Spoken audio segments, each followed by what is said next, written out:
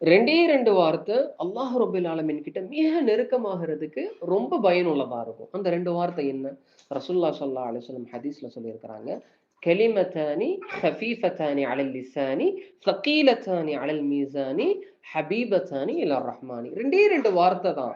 அந்த 2 வார்த்தை நாக்குக்கு ரொம்ப இலகுவானது, மீசானுடைய தராசுல ரொம்ப அதிகமான நன்மையை கொண்டு எடையுள்ளது, மேலும் ரஹ்மானுக்கு ரொம்ப நெருக்கமானது அப்படிங்கிறத ரசூலுல்லாஹ் ஸல்லல்லாஹு அலைஹி வஸல்லம் சொல்லியிருக்காங்க. அப்ப அல்லாஹ்வை நெருங்கணும்னா பெரிய பெரிய அமல்லாம் செய்யணும் அப்படின்னு தேவையில்ல.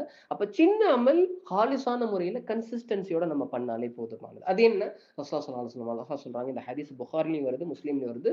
சுப்ஹானல்லாஹி வ பிஹம்திஹி சுப்ஹானல்லாஹில் அஸீம் அப்படிங்கிற இந்த 2 வார்த்தை சொல்றதுக்கு ரொம்ப பெரிய டைம்லாம் எடுக்காது.